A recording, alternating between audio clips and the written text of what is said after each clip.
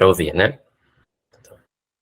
Meu nome é Bruno Fonseca, eu sou jornalista, atualmente sou chefe de redação na Agência Pública de Jornalismo, trabalho aqui na Pública já há 10 anos, tenho 35 anos e sou um homem, tenho a pele morena clara, tenho barba e cabelos pretos, olhos pretos, uso óculos, estou usando uma blusa rosa. Perfeito.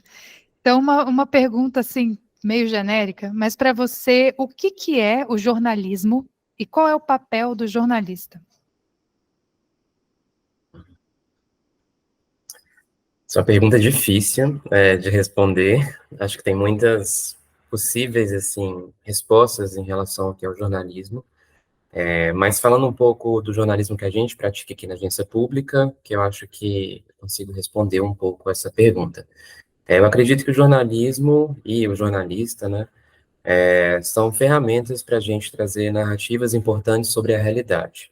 No caso, na pública, nós buscamos fazer em jornalismo investigativo, então nós tentamos apurar, né, histórias que não estão sendo faladas, ou ir além dos pontos que já estão sendo falados das histórias, né, que circulam na nossa realidade. Nós somos guiados pelos direitos humanos, então nossas histórias, a maior parte delas trata, né, violações de direitos humanos. A gente acredita que esse é um papel essencial do jornalismo, né, está no código de ética do jornalista, mas também é o que guia nossas investigações. E acredito que o jornalismo, de uma forma geral, ele é esse produzir, assim, né, de narrativa sobre a realidade, que busca tratar da realidade com o máximo de exatidão possível, com o máximo de transparência possível, sempre se guiando por né, os valores éticos do jornalismo, né, que são credibilidade, ser fidedigno, ter uma apuração rigorosa. Acho que isso seria uma explicação mais genérica, mais ampla, que eu conseguiria dizer do que é jornalismo. E o jornalista, acho que, né, é esse profissional que trabalha justamente para produzir essas narrativas, essas histórias, né, guiadas, né, pelo interesse público e pelos valores democráticos. Bruno, conta um pouquinho de como é que é o dia a dia de vocês e como é que vocês definem o que é notícia, o que vai entrar, o que não vai entrar, como é que vocês fazem essa distinção? Uhum. Tá bem. Aqui na agência pública, nós, inclusive, temos uma preocupação maior em definir o que é reportagem, o que é apuração investigativa, do que propriamente o que é notícia.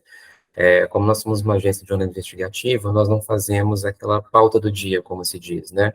Que é muito comum em veículos, sejam grandes ou pequenos, que cobrem o dia a dia, né, das notícias.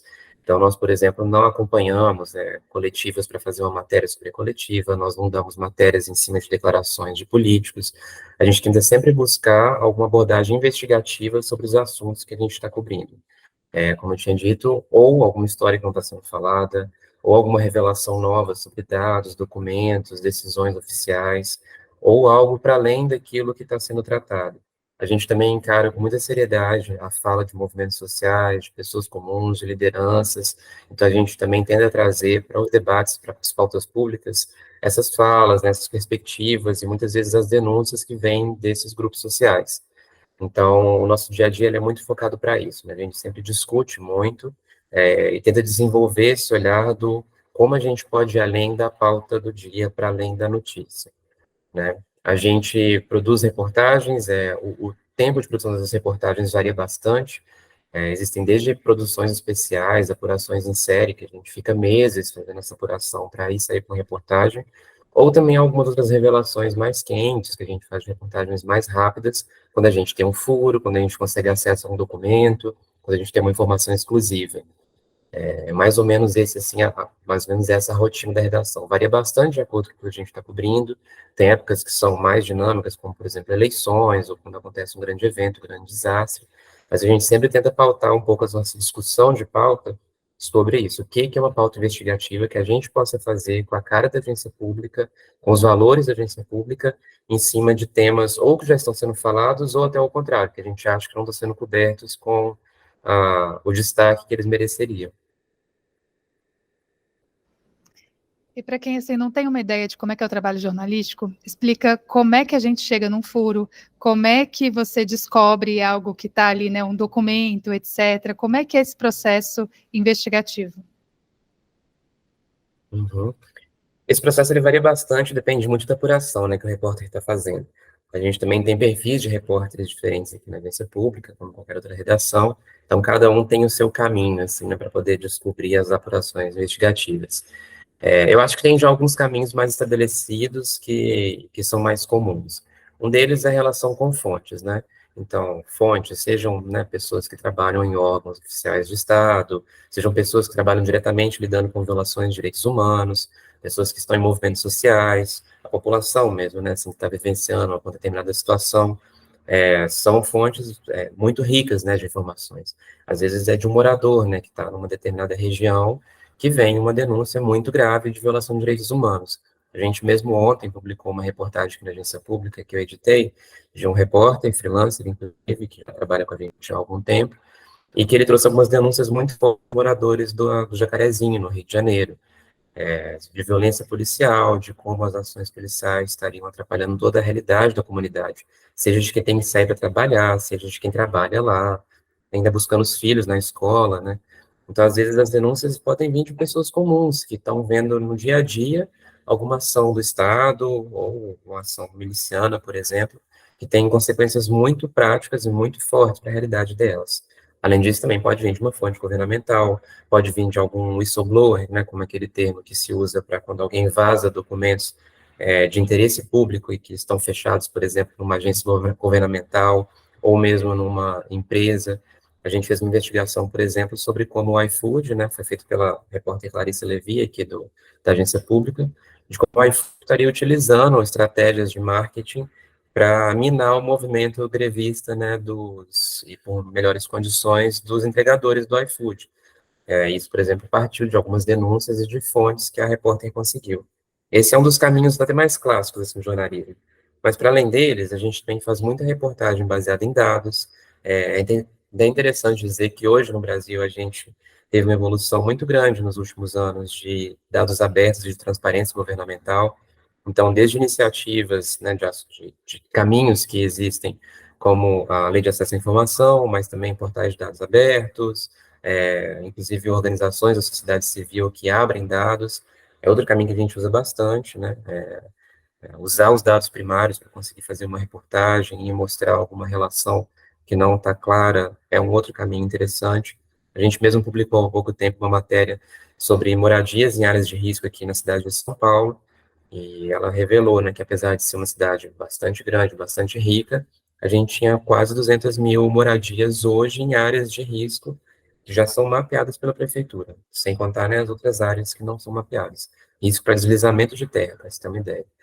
Então, esse outro caminho de dados oficiais, de pedidos de lei de acesso à informação, é outro bastante válido que a gente recorre bastante para fazer reportagens investigativas. Ele serve seja para um tema que está sendo falado, seja para aprofundar algum tema que já está sendo coberto. O outro eu acho que vai, inclusive, pela perspicácia dos repórteres, pela nossa cobertura, nossa estratégia editorial, que é de tentar ir atrás de outras informações que não estão sendo faladas, né, de algum determinado tema. Isso pode envolver, de novo, o contato com lideranças, ou mesmo perguntas que se faça a órgãos, sair um pouquinho a gente sempre tenta sair do release, a gente nunca faz uma matéria baseada no release, então buscar um pouco o que não está sendo falado, ou aquelas dúvidas, assim, o que não foi explicado corretamente, assim, o que que o que que não está claro. Às vezes são nessas brechas que você consegue fazer uma reportagem investigativa, inclusive de um tema que já está sendo bastante debatido. Legal. E esses são, assim, os pontapés iniciais, né? Você pega um dado, pega uma declaração, e a partir daí você começa uma investigação, né? Como é que a gente vai apurando esses dados, Bruno? Eu acho que o mais importante é sempre ter em mente e fazer um planejamento de quais são as fontes e quais são os recursos que você precisa ter para poder avançar nessa apuração. Então, por exemplo, se é um banco de dados de saúde, primeiro você vai precisar saber e entender bastante essa base de dados para tirar conclusões corretas em cima desses dados. Se esses dados apontarem, por exemplo, que está faltando algum atendimento em saúde de uma determinada região, a partir daí você busca, né, lideranças comunitárias nessa região, você busca quem são os responsáveis pelo Estado nessa região, especialistas, né, pessoas que estudam essa área, que vão saber mais do que você, o repórter, sobre esse problema. Então, eu acho que o mais importante é mapear quem são as outras fontes de informação que vão complementar aquela apuração inicial que você começou, seja de um documento, seja de uma denúncia, seja de um vazamento, né? Voltando nesse exemplo, por exemplo, do Jacarezinho. Então, se você tem denúncias, né, de moradores, você precisa recolher mais denúncias dos moradores, você precisa tentar falar com as forças policiais, com o Ministério Público, com a Defensoria. Sempre vão ter, né, dependendo de um determinado tema, organizações, sejam elas do Estado, sejam elas da sociedade civil, sejam elas pesquisadores, que vão tratar e trabalhar essa informação inicial que você está querendo apurar, para conseguir aprofundar e realmente chegar na investigação. O que eu acho que é o mais importante, que a gente faz bastante aqui, é de tentar esgotar realmente as possibilidades de apuração em cima de um tema. Então, uma prática que a gente tem aqui na Pública é buscar sempre tentar esgotar, né, as possibilidades de pessoas e fontes a serem ouvidas para conseguir levar essa apuração adiante. E pensando que nessas fontes podem ser pessoas, né, que estão em determinados cargos, podem ser pesquisadores, pessoas de organização da sociedade civil, mas também fontes de dados, bancos de dados, documentos produzidos pelo poder público, diários oficiais, pesquisas, relatórios. Acho que o mais importante é tentar esgotar realmente, assim, possibilidades de informação para dar esses passos além da apuração que a gente faz. O nosso modelo também investigativo, ele permite que muitas vezes a gente complemente uma informação que a gente conseguiu com um pedido de lei de acesso, que vai durar, às vezes, 20, 30 dias, né, para ser respondido, às vezes até a gente precisa entrar com recursos, mas que a gente acha que é importante para poder dar seguimento a algumas reportagens. Então, não desistir dessa apuração, tentar ir mais além daquela primeira informação que chega para você.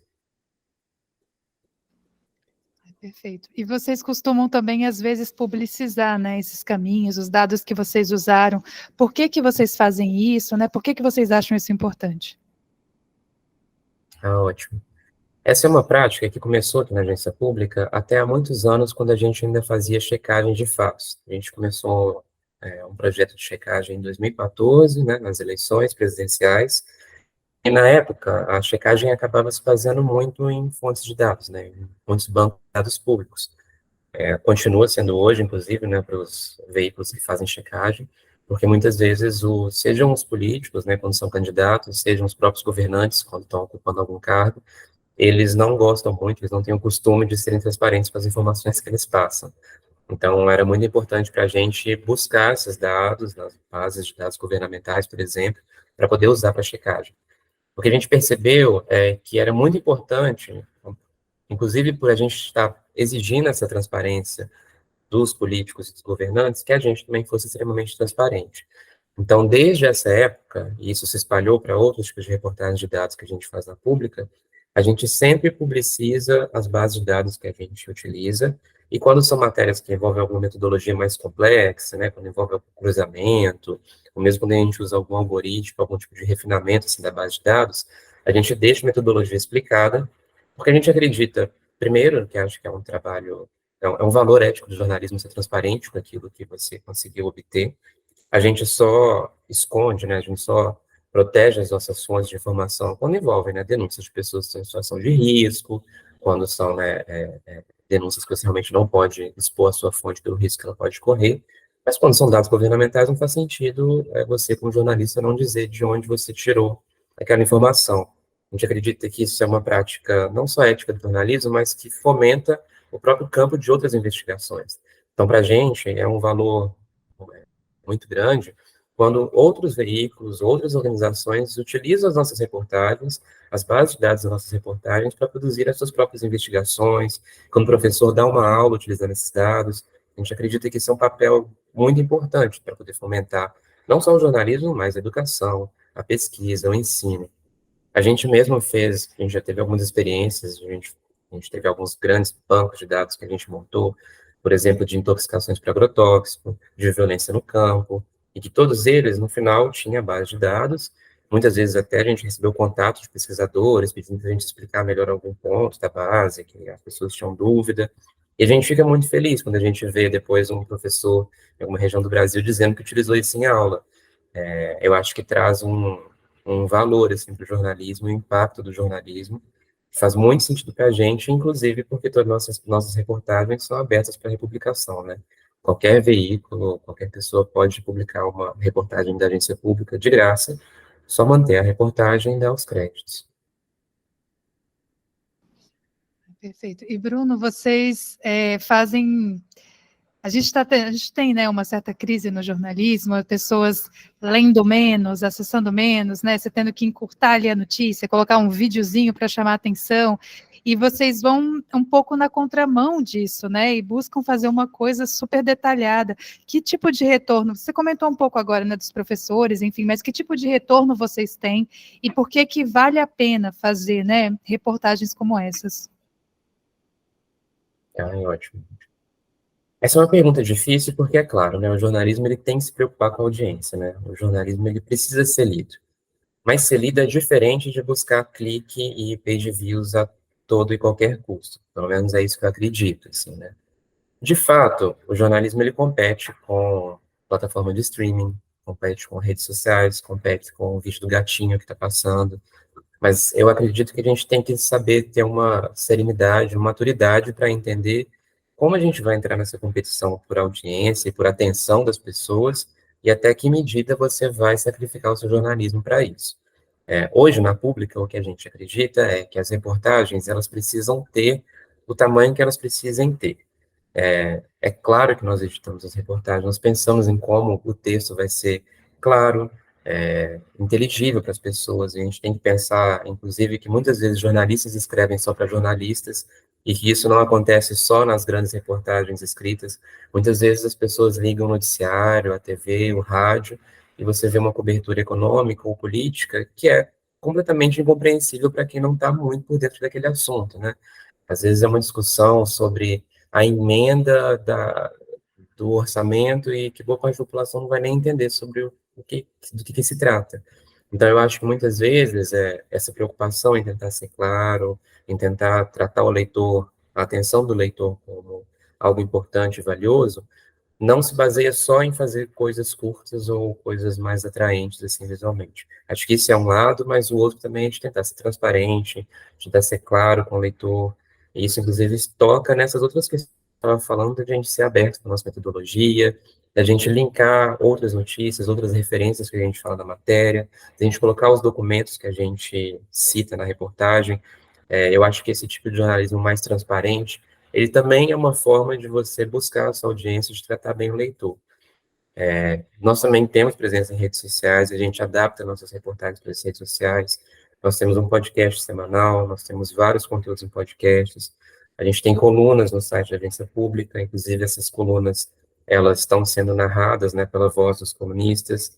Algumas das reportagens, a gente inclusive utilizou a inteligência artificial para fazer uma narração dessas reportagens, para tentar ser mais acessível para outros públicos. Então, sim, a gente tem preocupação em ser mais acessível, de atingir as pessoas que estão nas redes sociais, mas a gente não acha que esse tipo de preocupação pode suplantar ou passar por cima dos nossos valores jornalísticos. Então, a gente não vai sensacionalizar uma reportagem buscando o clique. Eu acredito, inclusive, que isso é um modelo muito ingrato e que, no geral, cobra um preço muito caro de jornalismo. A gente viu muito nos últimos anos, e com toda essa polarização política das redes sociais, dos algoritmos das redes sociais, como essa corrida pela busca pela audiência, em todo caso, ela pode chegar a ter consequências muito negativas para o jornalismo, quando a gente incorre em erros, quando a gente não é transparente com aquilo que a gente faz. O jornalismo ele está sobre uma ótica, uma lupa crítica muito forte da sociedade. Ele talvez não tenha hoje a mesma credibilidade ou o mesmo status que já teve há alguns anos, mas assim como outras instituições, né, inclusive por atores mal intencionados da sociedade, né? A gente viu como durante a pandemia, pesquisa, ensino, tudo isso foi muito criticado por pessoas que tinham outros interesses, que era justamente desmoralizar a produção de conhecimento. E isso atinge o jornalismo também. Então, por isso que eu acho muito importante a gente ter essa maturidade, essa serenidade, para saber em que medida a gente vai disputar a atenção, mas sem deixar que isso fira os valores do jornalismo, porque eu acho que a longo prazo isso é mais um tiro pela culatra do que uma aposta garantida. Sim.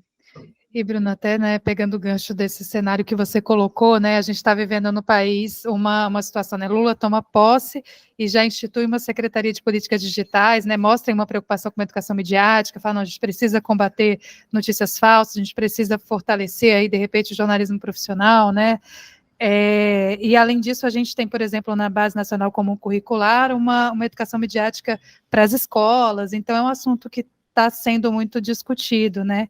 Como é que você vê isso no jornalismo e de que forma que o jornalismo pode contribuir também, né, para essa educação midiática? Primeiro, eu acredito que o jornalismo em si não vai ser a solução para nenhum desses problemas. Sozinho, pelo menos, ele não vai ser. Acho que o jornalismo ele precisa entender que ele existe dentro de um contexto, de um ecossistema que vai envolver todos esses atores que eu estava dizendo, né? Os professores, a pesquisa. Essas trocas são muito ricas, né? Quando o jornalismo consegue trocar com a academia consegue trocar com o jornalismo. Quando os professores, né, de ensino básico, fundamental, conseguem trocar com o jornalismo e o mesmo e vice-versa. Acho que tudo isso é muito rico e acho que a educação midiática só vai acontecer nesse contexto. Até porque as pessoas se informam e se educam, não é só no jornalismo, não é só na sala de aula. É o tempo todo, pelas redes, pelas conexões, principalmente digitais, né, que as pessoas têm hoje. Então, eu acho que a saída está mais uma saída pelo ecossistema do que pelo jornalismo só em si.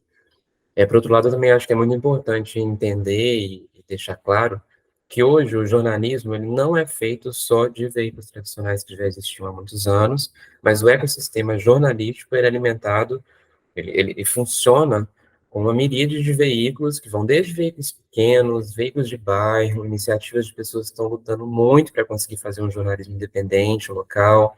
Há outros veículos independentes mais estabelecidos, como tem a gente na pública, mas como tem vários outros exemplos, como também os grandes veículos, né, que tem projetos comerciais. Então, tudo isso funciona em conjunto e acho que a gente tem que entender que isso já está dado, assim, isso já não é uma questão. O jornalismo não vai se salvar nem só pelas grandes corporações e nem só pelos pequenos veículos.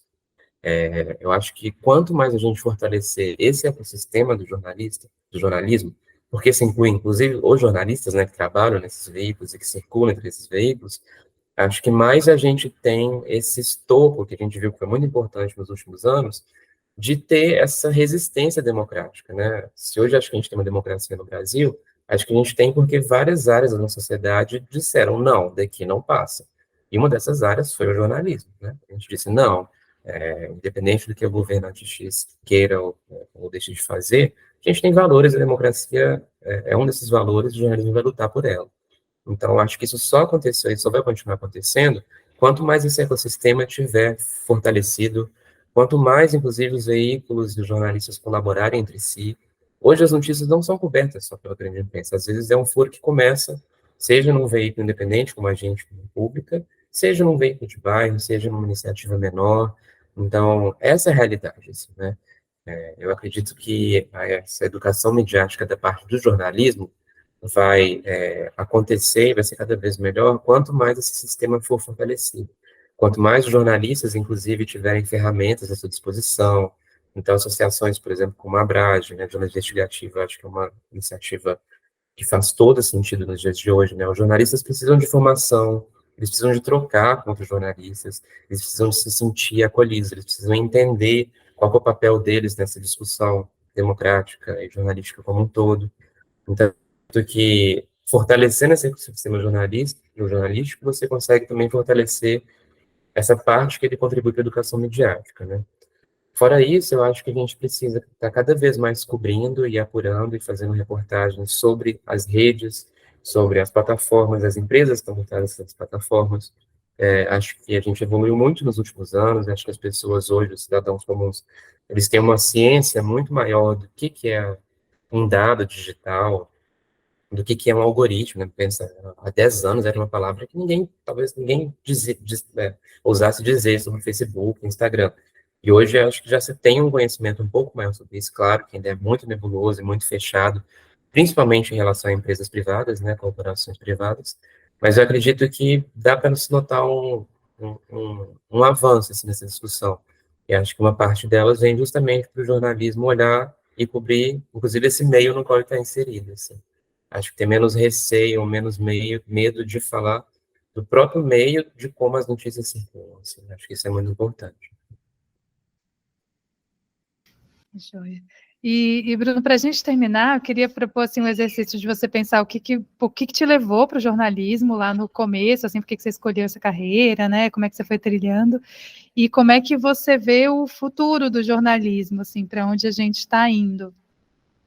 Olha, Mariana, eu comecei no jornalismo, acho que o que mais me motivou no início é um pouco daquele idealismo, aquela ideia romântica que muitos jornalistas têm, que eram as histórias, assim, né? Eu gostava muito de escrever, gostava de contar histórias das pessoas, ainda gosto, né? Acho que isso não mudou. Acho que tem um determinado brilho, assim, de você conseguir trazer para uma pessoa uma realidade que talvez ela não imagine, ou mesmo que ela passe todo dia na frente dela, ela não consiga olhar daquele outro jeito, assim.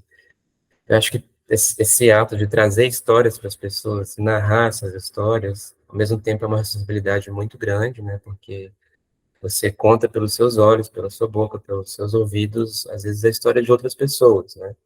E é claro, tem seu filtro, tem a sua interpretação, sua criatividade, mas, por outro lado, eu também acho que é uma atividade muito digna e que acho que diz muito, assim, da nossa sociedade, acho que é uma prática ainda muito bonita, assim. E é claro que o jornalismo não é só isso, né? Não é feito só de personagens, ele é feito, às vezes, inclusive, de denúncias muito tristes e sérias, às vezes são de dados, mas eu acho que, independente do formato, eu ainda acho que o que ainda me mantém, o que ainda me motiva é justamente de conseguir trazer essas histórias, esses pedacinhos, assim, de realidade para as pessoas, que eu acho que são importantes, que eu acho que fazem sentido, e que eu acho que é bom que exista algo como jornalismo para falar para as pessoas, não, olha para isso daqui, olha para isso ou com cuidado, ou com atenção, ou com carinho, porque isso é importante para o mundo que a gente vive. E para o futuro, eu confesso que às vezes eu balanço muito entre visões otimistas e visões pessimistas, né? Por um lado, eu acho que é inegável que jornalismo é uma profissão muito difícil, né? Assim, seja por tudo que a gente passa, por todas as dificuldades da profissão, né? Fazer uma reportagem é sempre uma dificuldade. Você pode estar 5, 10, 20 anos que você vai estar sempre se batendo, assim, né? Com alguma informação que você não consegue, com alguém que você não consegue acessar, com alguma dúvida, assim. Inclusive, acho bom que os jornalistas mantenham essas dúvidas, essas incertezas, para a gente não deixar de ser humilde e achar que a gente já sabe tudo, que eu acho que é um grande risco. Mas, além de todas essas dificuldades, eu acho que técnicas ou meio procedimentais da profissão, é claro que é um mercado extremamente competitivo. Eu vi muitos colegas, muitos amigos e amigas que eram muito bons terem que sair por falta de opção de trabalho, por falta de posto de trabalho, por salários baixos, por questões. Existe uma cultura também de assédio e exploração no jornalismo que eu acho muito danosa, assim, né? Acho que, por um lado, a gente tem que manter viva essa chama do jornalismo, mas entender também que é uma profissão, que as pessoas têm direitos trabalhistas, as pessoas precisam ter suas vidas, as pessoas precisam ter seus horários de descanso. Então, esse é o lado um pouco negativo ou pessimista que às vezes eu vejo. Às vezes eu tenho dificuldade de acreditar que a gente vai achar muitas soluções para isso, e ainda acredito que a gente vai ter muita precarização no jornalismo, às vezes, inclusive, impulsionado por essas novas tecnologias, ou esse desespero pela audiência. Por outro lado, também eu tenho algumas visões um pouco mais idealistas e positivas, que inclusive vêm um pouco pela minha trajetória, né? Quando eu me formei em jornalismo, existiam pouquíssimos veículos independentes como a Pública, né? Hoje já existem vários outros. Eu conheço várias pessoas que fizeram suas carreiras em veículos independentes, que gostam de trabalhar nesses veículos independentes. Eu acho isso muito saudável, eu acho isso muito interessante. Comecei, né, a falar com alunos de universidades que estavam interessados em saber como que era a minha carreira, e eu pensando, nossa, que legal, olha, tem um caminho aqui diferente do que talvez eu via quando eu estava estudando, né? Então, acho que essas novas criações no mercado de jornalismo, novas possibilidades, pessoas que trabalham com jornalismo de dados, com visualizações, ou mesmo pessoas que trabalham com jornalismos de nicho, assim, são muito interessantes. Eu acho que todas essas novas iniciativas de jornalismo são um cenário bastante positivo para os próprios jornalistas e acho que para a própria sociedade. Então, isso me empolga muito. Eu espero que cada vez mais a gente tenha novas iniciativas, mais espaço para os jornalistas trabalharem, mais ideias fora da caixinha. Isso é uma coisa que eu que me deixa feliz e que eu acho, sim, que vai continuar acontecendo, embora talvez isso seja concomitante com a outra parte de dificuldade no trabalho. Sim, não, total.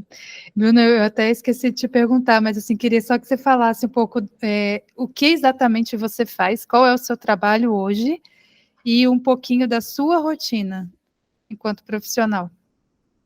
Também.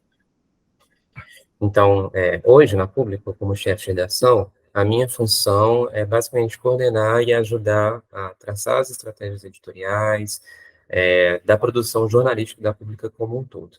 Então, eu acompanho muito de perto os editores e as editoras que trabalham na Pública e também uma parte dos repórteres que trabalham. Então, a gente discute desde para onde vai a cobertura, o que a gente vai cobrir nesse momento, quais oportunidades a gente tem de investigação que acho que fazem sentido a gente apostar, quais não, quais são os temas que a gente não está conseguindo cobrir satisfatoriamente, quais a gente está acertando. Também, inclusive, discussões sobre novos formatos, como a gente integra a produção jornalística com as outras produções que a gente faz na pública, né, de outros formatos que não seja o texto em si, né, e também mesmo as dúvidas de apuração. Então, às vezes eu sento com os repórteres para a gente discutir como é que a gente vai avançar numa história que a gente está precisando desenvolver. Também edito reportagens, isso ainda continuo fazendo, e a gente tenta, acho que uma parte do trabalho é justamente isso, tentar ver onde a gente precisa inovar na nossa cobertura jornalística e onde a gente deve manter. É um pouco desse olhar, assim, 360 do que a gente está produzindo, de para onde a gente está indo, de como a gente entra em algumas determinadas coberturas, de quais as oportunidades de pauta que a gente tem. É um pouco essa rotina que eu estou tendo como chefe de redação. Tinha alguma outra pergunta, né? Era um pouco da sua rotina mesmo, assim, né? Como é que é o seu dia a dia? Uhum. O meu dia a dia, muitas vezes, né, depois que eu já li notícias, ouvi podcasts e me informei pela manhã, chegar na redação, eu troco bastante, principalmente com os editores e as editoras que estão aqui, para saber do andamento das pautas, quais estão se caminhando para fechar, quais estão no início, quais são as possibilidades da gente desenvolver melhor uma história. Então, discuto, por exemplo, com uma editora que está acompanhando um repórter, quais vão sendo as dificuldades dessa matéria. Será que a gente consegue ainda pedir uma informação a mais? Será que a gente consegue entrevistar outras pessoas? Será que a gente divide essa apuração em uma série?